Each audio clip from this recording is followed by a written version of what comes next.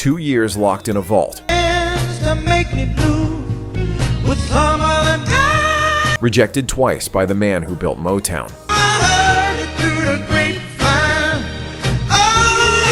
Berry Gordy told them to write something better, but Chicago radio didn't listen. They played it anyway. The phones went insane. 3 weeks later, number 1. 7 weeks it stayed there. This is the song that sat rejected while the moment passed, until it became Motown's biggest selling single ever. But here's what nobody tells you about the recording that changed everything. Number 12, End of the Road, by Boyz II Men. Those opening piano chords drop and 4 voices transform actual heartbreak into perfect harmony. This wasn't calculated. This was raw grief shaped into 3 minutes that radio couldn't resist. The production stays deliberately sparse, just enough instrumentation to frame the agony. When they hit that bridge and the lead vocal cracks, it's genuine emotion breaking through. Released summer 1992, this spent 13 consecutive weeks at number 1, shattering records that had stood over a decade. My dying day, baby. Right now, I'm just in so much pain. You heard this everywhere that fall, pouring from apartment windows, the soundtrack to 1,000 breakups.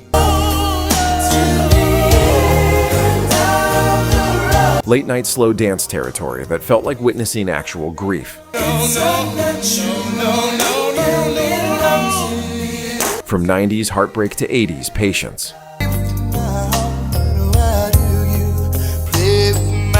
Number 11, Time Will Reveal, by DeBarge. That bass line arrives like a heartbeat while El DeBarge's falsetto floats above synthesizers that shimmer with early 80s sophistication.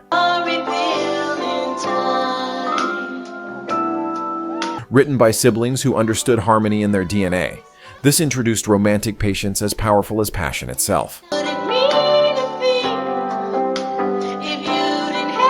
Released 1983, it hit number 1 R&B and crossed into the Pop Top 20. This was sophisticated soul that teenagers and their parents both embraced. Roller rink slow dance music that sounded expensive and intimate simultaneously. From patience to pure experimentation.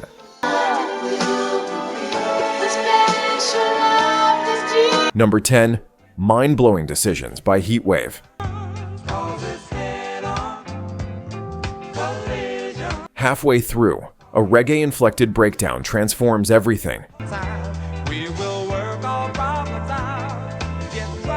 What started as sleek disco becomes something completely different, proving these musicians understood groove on levels most producers couldn't touch. Released 1978 during disco's creative peak, this became the underground classic DJs treasured. The production was immaculate. Every instrument placed with surgical precision while feeling completely alive. You felt this in clubs where sound systems could handle its complexity. Where dancers waited for that reggae section and lost their minds. While that experimented with structure, this weaponized raw emotion. Number 9, It's Not That Easy by Ruben Bell. Louisiana deep soul at its most devastating. That organ line snakes through the background while Ruben's voice cracks with genuine desperation, singing, "I've grown so used to you. I just can't make it without you. It's not that easy forgetting you.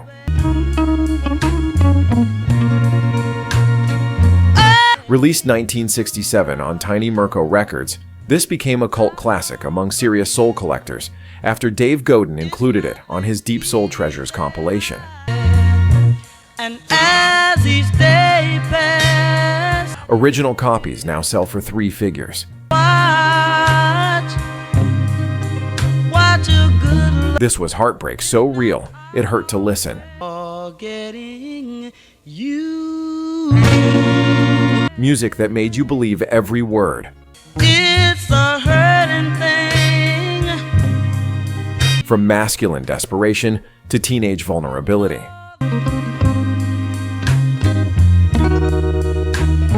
You know what breaks my heart a little? Only 1% of the people who watch R&B vinyl are actually subscribed. 99 out of 100 of you keep coming back, vibing with the grooves, feeling the stories, reliving the voices that built soul itself, but you still haven't hit that button. Think about it. You've spent time here, maybe even rediscovered a song that hit you right in the chest. And yet, you're walking away before the next track drops. Subscribing costs nothing, not a cent. But it means you'll never miss the moments that remind you who you were when that record first played. R&B vinyl isn't just music. It's memory, it's heritage. It's the pulse that still beats under everything we love. Don't just listen from the sidelines. Be part of the 1% who keep the soul alive. Hit subscribe, stay, groove, and keep the record spinning with us. Number 8, Yes, I'm Ready by Barbara Mason.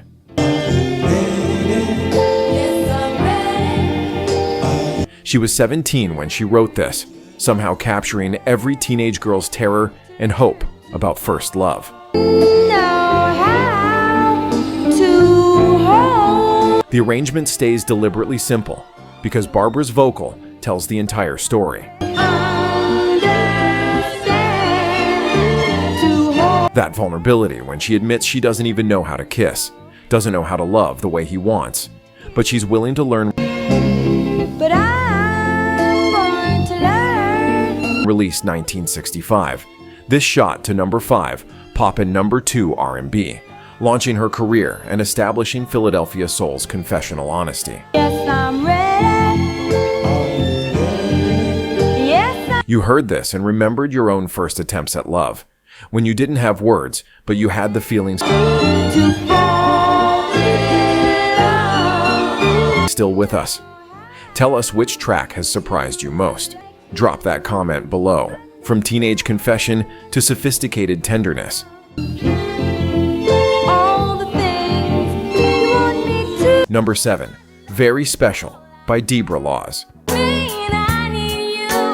Love and us is very. Her brother Ronnie's voice answers hers in call and response, creating an intimate conversation that feels like eavesdropping. And even though I can't have you, babe, The production glows with early 80s sophistication.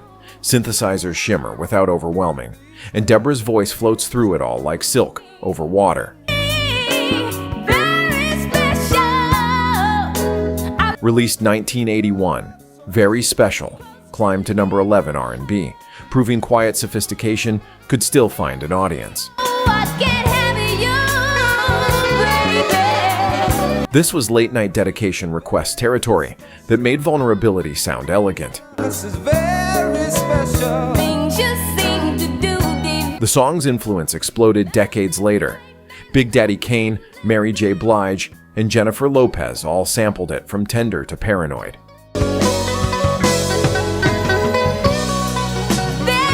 Number 6, I Heard It Through the Grapevine by Marvin Gaye. You more.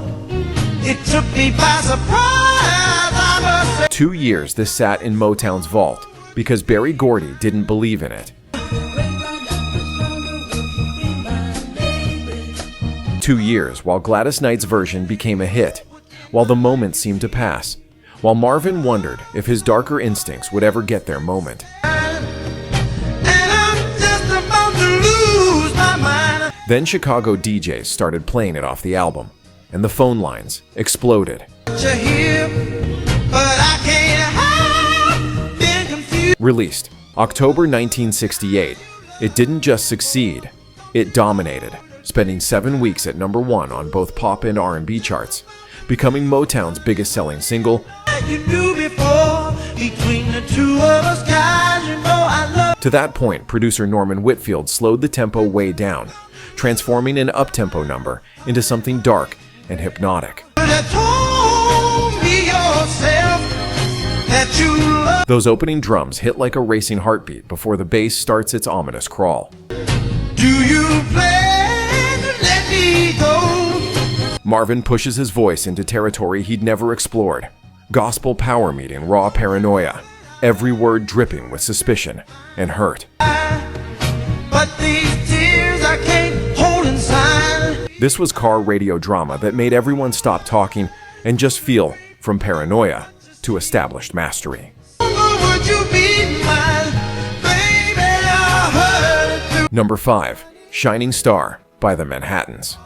Me, right here where you are. Silky smooth from the first note, showcasing lead vocalist Gerald Alston at absolute peak. That's how you hypnotize, make me love you more. Voice rich as cognac.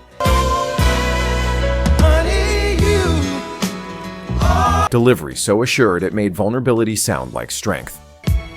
Wanna be right here. The production married lush strings with country soul influences, creating something that crossed format lines. Released 1980, this climbed to number 5 Hot 100 while reaching number 4 R&B, their biggest hit since Kiss and Say Goodbye 4 years earlier. You heard this at celebrations and quiet moments alike.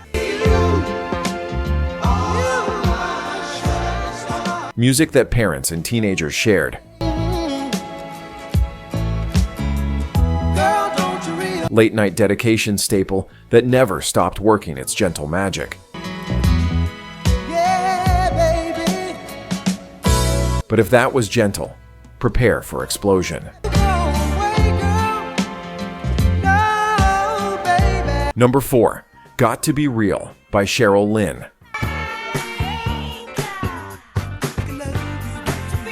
Those staccato opening vocals punch through before the full arrangement kicks in, announcing Cheryl Lynn as undeniable.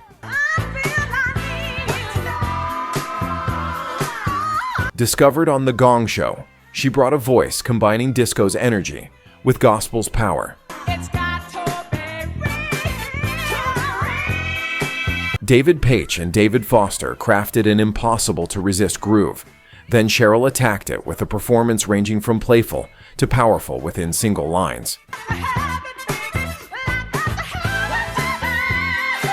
Released 1978, this hit number 1 R&B and number 12 pop, with that infectious hook becoming one of disco's most sampled moments.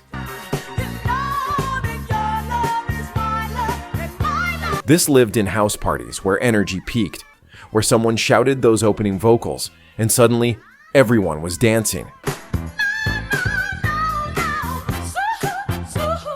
If that was discovery, this was spontaneous combustion.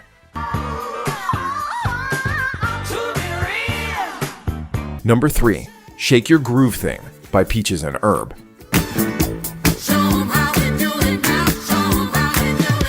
This exploded from a spontaneous studio jam. Bass player Scott Edwards and guitarist Bob Bowles started playing during a break. Producer Freddie Perren heard it through the control room and hit record immediately. What emerged was pure disco joy with a deceptively simple 2-chord foundation. The production used the same musicians who just crafted I Will Survive, bringing that same effortless groove. Released 1978, it shot to number 5 pop and number 4 R&B. You heard this and felt invited to participate. Music that created instant parties. Pure lighthearted celebration that never tried to be more than absolutely joyful. If that was spontaneous, this was precision engineering.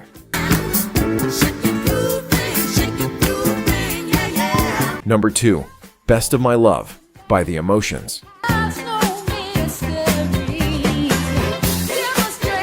Maurice White wrote this specifically for The Emotions. He drummed for these three sisters in Chicago, understood their voices intimately, and crafted a showcase for their gospel-trained power that fit perfectly into 1977's disco boom. The production is immaculate. That driving bass line, crisp horns, strings that swell and retreat perfectly, and right before the final chorus, that iconic "ow" that became one of hip-hop's most sampled sounds. But it's Wanda Hutchinson's lead vocal building verse by verse until that bridge where all three sisters take flight, simultaneously released June 1977. This spent 5 non-consecutive weeks at number 1 pop and R&B, becoming the year's third biggest hit.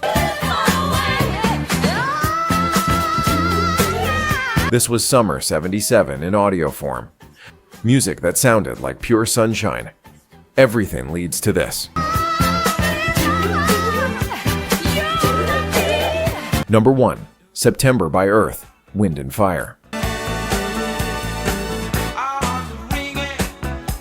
September 21st means one thing worldwide because of this song. Maurice White claimed he chose the date because it sang well, but his widow revealed it was their son's expected due date, a secret hidden in plain sight for decades. This almost didn't exist. Recorded quickly as bonus content for a greatest hits compilation, it featured that "Badi ya" phrase that drove co-writer L.A. Willis crazy. She begged Maurice to replace it with real words. He refused, teaching her the greatest songwriting lesson ever: never let lyrics get in the way of the groove released. November 1978. It reached number 1 R&B and number 8 pop, but those numbers don't capture its true impact.